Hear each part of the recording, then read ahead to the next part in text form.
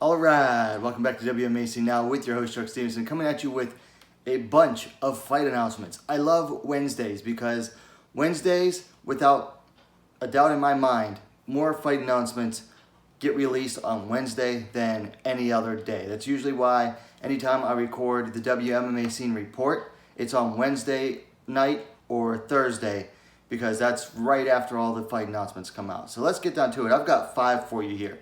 4 in the UFC, 1 in Bellator. So let's get started. First up, September 12th, UFC Fight Night. We have a flyweight bout between Sabina Mazo and Justine Kish.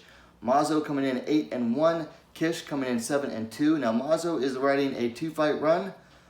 Defeated Shanna Dobson a year ago, and then JJ Aldrich via split decision 7 months ago. Kish coming off a win over Lucia Pudilova 6 months ago. Before that, had only fought twice in like 3 years. Lost to Felice Herrig down at strawweight, and then lost her flyweight debut to Ji-yeon Kim. That was 2.5 years ago. Kish is the older fighter, 32 years, to Mazo's 23. Mazo's the taller fighter, 5 feet 7 inches, 170 centimeters, to Kish's 5 feet 5 inches, 165 centimeters. And Mazo is going to have a huge reach advantage. 70 inches, 178 centimeters, to Kish's 65 inches, 165 centimeters. My early pick here is going to be Sabina Mazo. The overall inactivity of Justine Kish, a lot of it due to injuries, is going to play a factor here. Kish's best chance against Mazo is to basically follow the game plan that Marina Moroz did and get in Mazo's face. Mazo does her best work at range, where she can use her reach to her advantage and likes to throw kicks, has a couple of head kick knockouts. Kish is going to want to get in Mazo's face, stay in her face, and make this like a tough, dirty, not dirty, but like dirty fight. I mean, she's going to want to use a lot of dirty boxing, some clinch work. Just get in Mazo's face and not relent. Not sure if she'll be able to do it, but that's going to be Kish's plan. Mazo is going to go out there and usually do what she always does, stay at range and just unleash the strikes. So we're going to go Sabina Mazo, early pick here, but with all of these fights, I reserve rights to change my mind later on. Next up, October 31st, UFC Fight Night, a flyweight bout between Cortney Casey and Priscilla Cachoeira. Cast Iron Casey coming in 9-8, Pedrita coming in 9-3. Casey coming in off of a loss to Gillian Robertson almost 2 months ago. Before that was her successful flyweight debut over Mara Romero Barella 3 months ago. Cachoeira coming in off of her first win in the UFC, a knockout over Shanna Dobson 5 months ago. Before that were all 3 of her losses to Shevchenko, McCann, and then Luana Carolina, respectively. Casey's the elder fighter by 1 year, 33-32 for Cachoeira. They both stand at the same height, 5 feet 7 inches, 170 centimeters. However, Casey has a reach advantage, 67 inches, 170 centimeters, to Cachoeira's 65 inches, 165 centimeters. Okay, so Cachoeira gave her the easiest possible fight they could last time against Dobson. She got the win there. Now she's back into the fire here against Casey. Casey is, she's consistently inconsistent, but overall I feel that she's a way better fighter than Cachoeira.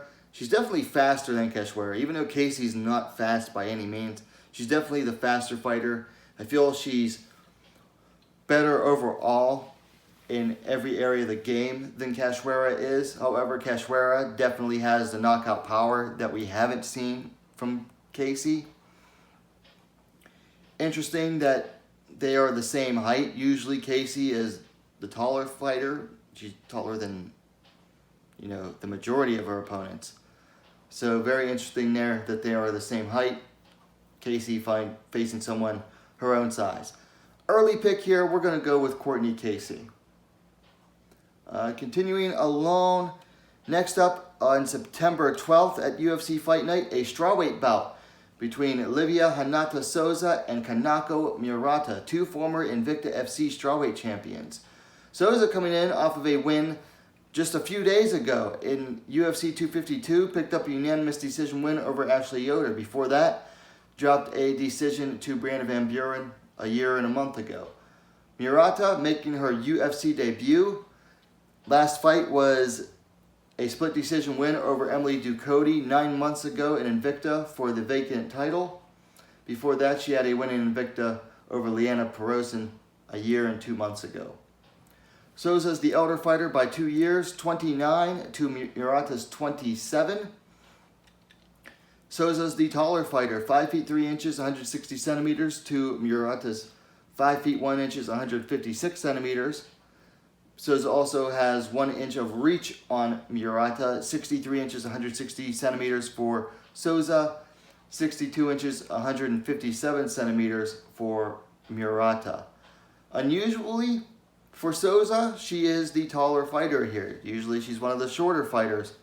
Usually she's the shorter of the two whenever in her fights. Murata, not the greatest striking, but a very tough wrestler. Very tough. And we saw what happens with Souza when she faces explosive wrestlers when she lost to Brianna Van Buren. Be very interesting to see if Souza can stop the takedowns of Murata. And it'll also be interesting to see how Murata is able to deal with the striking of Souza. Now, Murata was going to CSA gym in California to train. I think she's back in Japan now. Whether she'll be able to get to CSA to train and work on her striking some more is a big question mark, you know. Got the pandemic still going on. It's causing a lot of travel restrictions. So, a lot of questions to be asked and answered in this fight. I like this matchup, and I like to see former Invicta champs facing off too, especially if they never faced off before. It kind of answers some questions like, well, who was the better champion for Invicta? In a roundabout sort of way. No pick on this one yet. Got to do some more tape study on this one. Moving right along, the final UFC fight for this video. On November 28th, UFC Fight Night, they booked a bantamweight bout between Ashlee Evans-Smith and Norma Dumont. Rebel Girl Evans-Smith coming in 6-4. Immortal Dumont coming in 4-1. The American Evans-Smith coming off a loss to Andrea Lee a year and a half ago at flyweight. Now she's moving back to bantamweight. Before that, she picked up a win over Beck Rawlings 2 years, 4 months ago. So, bit of inactivity from Smith. I believe that was due to injury. Dumont coming in off a loss to her Megan Anderson at featherweight 5 months ago in her UFC debut. Before that, she was undefeated in 4 fights. Evan Smith is the elder fighter, 33 years to Dumont's 30. Evan Smith is going to be 1 inch taller, 5 feet 8 inches, 173 centimeters to 5 feet 7 inches, 169 centimeters for Dumont. Only a ½ inch of reach on Dumont for Evan Smith, 67.5 inches, 171 centimeters to Dumont's 67 inches, 170 centimeters. So Dumont is, still a relative newcomer to the game. She made her UFC debut after not fighting for like a year and a half. And she took on Megan Anderson. That was basically to give Megan Anderson a relatively easy win against someone moving up. Evan Smith, she had a very promising amateur career, even beat up Fallon Fox. All I'm going to say about that. Her professional career has, had a lot of mixed results, going back and forth between bantamweight and flyweight. I did not like the way she looked at flyweight, She looked just way too drained at flyweight. Glad to see her back at bantamweight. Reserving a pick on this one. Going to have to watch some more tape on these two as well. And then finally, we have a fight announcement out of Bellator. Bellator 245 goes down September 11th at Mohegan Sun. booked a featherweight bout between Alpha Cat Zingano and Gabrielle the Gabinator Holloway. Zingano coming in 10-4, Holloway coming in 6-5. Zingano coming in off of a loss to Megan Anderson via TKO, took a toe to the eye a year and 7 months ago. Before that was her first win in a while, a decision win over Marion Renault. That was 2 years and a month ago. Holloway, first fight for her in 3 years and 5 months. She picked up a win via TKO over Alexis Dufresne. Before that, she had 2 losses. First to Arlene Blenko via split decision. That was 4 years, 8 months ago. And then 3 years, 6 months ago, she defeated or lost to Amanda Bell via unanimous decision at King of the Cage. Zingano is the elder fighter by 8 years, 38-30 for Holloway. Zingano will be the taller fighter, 5 feet 6 inches, 168 centimeters, to Holloway's 5 feet 3 inches, 160 centimeters. Zingano is also going to have a nice reach advantage, 70 inches, 178 centimeters, to Holloway's 65.5 inches, 166 centimeters. Alright, so where do I go with this one? I get it. They just signed Cat Zingano. And yes, she does have a very dedicated fan base. And Bellator probably wants to try to get her a win. Especially coming off a loss in her last fight in the UFC. And this is nothing against Gabby Holloway. But could they not find someone for Zingano to face who has had a fight within the last 3.5 years? I mean, Bellator has the best women's featherweight division in the sport. Granted, that is not saying much, considering it's the women's featherweight division. But they have a deeper roster than this. I mean, this is just an obvious setup. Now, I realize that this is coming off of Invicta just a few weeks ago, having Caitlin Young facing off against LaToya Walker. Invicta is a lot smaller than Bellator, and they have less featherweight roster to work with, a smaller roster to work with than Bellator does. Bellator has the established featherweight division. Again, like I said before, that's really not saying much, but it's a lot better than what they're offering with this one here. This is an obvious setup fight. That's really all there is to it. I'm not picking a winner just yet because, frankly, I don't have any faith in Cat Zingano to win.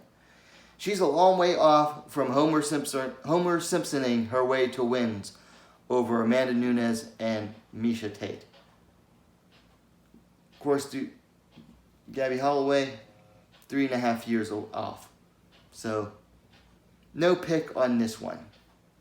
Alright, so 5 fight announced all in one day. 4 UFC, 1 Bellator. Let me know your thoughts on the matchups in the comments down below. Of course, if you liked the video, please give it a like and share it as well. And hey, what are you waiting for? Subscribe to WMMA Now, the most complete women's mixed martial arts dedicated platform on YouTube.